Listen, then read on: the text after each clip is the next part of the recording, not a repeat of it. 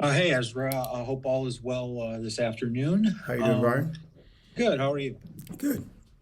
Good. I was just wondering, with the squandered leads late and the late goals allowed, and the fact that you've talked, you've really stressed that and really made that a big point for you, though. Are you concerned that your message just isn't getting through to the players about how to close matches? No, and the reason why is it's because marking up on set pieces, and it's not just late in the game. It's just throughout the game. Our set piece marking just have not been good enough, and it's a fixable thing. So it's not something where you're telling the players about it and there's no hope of it being fixed. If we were sitting here talking about giving up 3 goals per game and losing games 3-0 and stuff like that, and I kept repeating about what the issues were and it wasn't changing, I would be more worried. I'd be more concerned. But I think, and we talked to the players about, if we could just be even league average in defending set pieces, how much further up the table we would be. And so that's something that, as a group, we've decided we can fix, we have to fix, and we will fix. Coming up this week will not be no lesser task because of Nashville and their prowess in their attacking set pieces. So it's going to be another big test for us, but we just have to get better at that. I think the rest of our game has improved so much that it's just that last part that we're just not very good at right now. But we're working at it, and it's very, very fixable. Thank you. Next, we'll go to Alex Calabrese. Hey, thanks, E. Hey, Coach. Hope you're doing well. I just wanted to ask about the availability of a couple players. Carlos Terán had the injury in the previous game, and then Jairo Torres and Shaqiri coming back to full fitness. And on those last two as well, your two designated players, the players who have come in as their injury replacements have done quite well in their place. So just what are your thoughts on that situation with the two DPs and their competition that's been doing quite well? Yeah, well, we have to be very careful with both Shaq and Torres because they're so much important to what we do here and to our team. Beyond just being DPs, they're very good football players. And yes, without them being on the pitch for the past 5 or 6 weeks or so regularly, we've done all right. But we can't negate their capabilities, their abilities to make us a better team. We feel that they make us a better team. That's why we have them on the team. That's why they have such labels to them. So we have to find a way to integrate them with the players, and that's what you need from a team, from players who maybe don't normally play as much. When a star player or a player who normally starts goes down, can the next guy step up? Is it next man up, or is there a big drop off there? And that's something that we try to fix in the off season. I think we've done a very good job of not having such a big drop off when we do take injuries or when someone is unavailable, possibly for national team duties or whatever have you.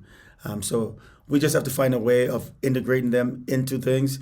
We're being very cautious the way we do it, things as far as not rushing them back too quickly. And then when you have the guys in their absence doing so well, it kind of gives you that luxury to be able to make sure you slowly get them back into the swing of things. So that's good that the guys who have stepped in have stepped up. Also, Turan, he's a day to day. We gonna make a decision on that, within the next couple of days as far as his availability for this weekend. But he also is a big part of what we do. You see what has happened to us in 2 games now that he's had to come out of the game. It's taken a toll on us because of the type of player he is and how good he is back there. Thank you. Next, we'll go to Tom Bogart from The Athletic.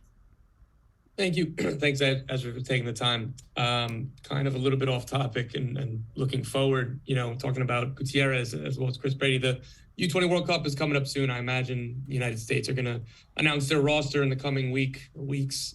Look, from your position as a head coach, what's it like balancing these decisions where you don't have to release the players, and I'm not sure if you are or aren't going to, or if they get called. But like, what goes into those decisions from your end for losing 2 players who have been key starters for you, if you are to let them go, or keeping them rather than letting them go to kind of this big tournament that the national team are trying to call them into? Well, yeah, the answer to that is no. We will not be releasing those 2 players. We, discuss it at length as a staff with the front office, and we feel that because these players are such integral part of our team, 2 regular starters, having them being gone for such a long time during that time would be detrimental for what we're trying to do here as a club and what our goals are as far as getting into the playoffs.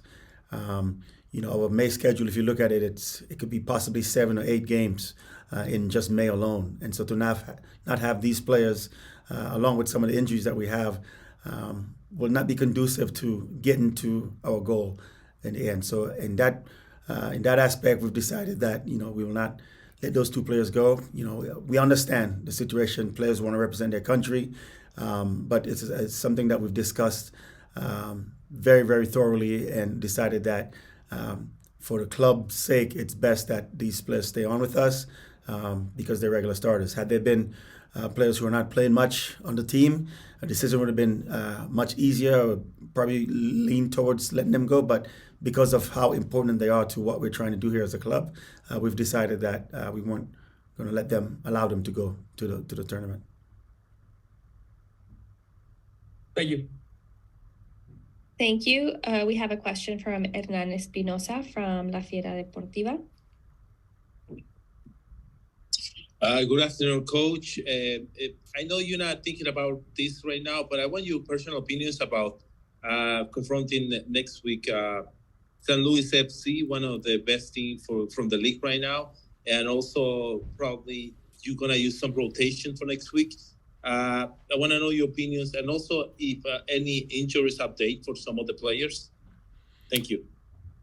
Yeah, so we really don't want to focus on St. Louis right now because Nashville, it's not an easy task. Having to go there and play, it's not going to be an easy task for us. So our focus right now is on Nashville. Come Saturday night after the game, then we'll switch our focus to St. Louis. But I will say that St. Louis is a very good team. It's not a typical expansion team. They've shown that in the MLS play so far. So that's a team, and we play them twice within 5 days. Tuesday and then again on Saturday. So it's 2 big matches coming up for us next week. But as far as right now, our focus is on Nashville. As far as the rest of the schedule and having to rotate, that's something that we wanted to make sure that we did in the off seasons. Make sure we have players again that when we have to rotate, that it's not such a big drop off. I think last year a lot of times, it was a big drop off from starters to when we had to rotate, and it cost us even in the Open Cup first round being out. So we wanted to make sure that didn't happen this year, and we've beefed up the squad a bit to avoid that. So what I told the players this week during our reflection about last week's game is, guys, listen, May is going to be a very congested schedule. A lot of people are going to be called upon, and every player registered with the first team, signed with the first team, has to be ready to step up when their number gets called, if their number gets called, because we're going to have to rotate. We just can't run out the same 11 for the 7 or possibly 8 games in 30 days or so. So the players are aware that rotations are coming, and everyone is upbeat. Everyone is really ready to step on and do their task. But we are expecting to have to rotate our squad a bit. Thank you. We will go back to Brian Sandalo, and then after that, we'll do Joe Chats. Just Ezra, what was the reaction of Brady and Gutierrez when you informed them that they were not going to be going to the U20 World Cup? Well, this happened back early in the year, I think February or so, sometime during preseason, and myself and Pelly and George sat down and spoke with them and explained to them our reasoning. And of course, every player wants to represent the country. A U20 player, a U20 World Cup, really wants to go there, but we just explained to them our reasoning, and I think after a while they understood. Of course, they really wanted to go. They expressed that it was something that they were looking forward to, and we didn't want to disappoint them. We don't want to disappoint the U.S. Federation, but we have to take, the priority here in this situation is the Chicago Fire, and so we had to, keep that in mind when we made that decision. It was not so much about, oh, we're just going to keep them from going. It's about, we're keeping you from going, and this is the reason why. And I think after we explained to them, our reasoning behind it, they were fine, and they've been fine. They've both went on now, and like I said, this happened in preseason. They've had, a pretty good start to the year. Guti has been very, very influential in what we're doing and the progress that we're making. And Chris has come up with some big saves also. So I think they understand, what we're trying to do as a club and why the decision that we made was such. Joe, your line is open. Thanks, E. Thanks, Ezra. I appreciate the time as always. Considering the questions around the availability of Carlos Terán, we saw Mauricio come in his stead with Wyatt and Kendall not on the bench over the weekend. Is that a role potentially for Mauricio to fit into, or are you guys looking potentially more at the traditional center backs of Wyatt and Kendall? Thanks. Yeah, well, certainly Wyatt and Kendall are the traditional center backs that will get the first call as far as replacing one of the starters. However, Wyatt had a slight hamstring injury that he couldn't be on the 20, and it came down to taking Mauricio or taking Kendall on the bench.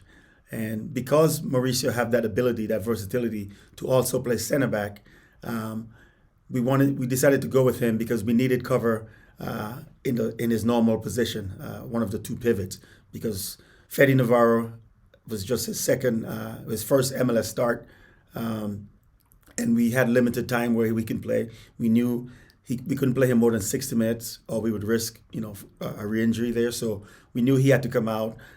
We know Gaston is also not fully 100%, so there's a possibility that he would have to come out also. And we figured with having to possibly play Mauricio at one of the pivots, bringing in him and Herbers, and his ability to be able to also play center back of the two, Mauricio was the better choice to put on the bench. It just so happened that Carlos had to come out in the first half, and we had to put Mauricio back at center back. But the intention was that Carlos would finish the way we started in the back, and Mauricio would come in to spell either Gaston or Fede in the middle. But it didn't happen that way. But we were able to adjust because we accounted for that just in case. Because going into that game, we had, Shaq is coming off injury, Jairo is coming off injury, Gaston is not fully 100%, and then Fede is coming off injury that, he was limited time. So we had to juggle with a lot of scenarios as we plan our 20 and our starting lineup, and we were able to get through the match without any further significant injuries beyond Carlos. Great. Thank you, Joe. Thank you so much, Coach, for taking the time. We'll be back in just a few moments with Federico Navarro.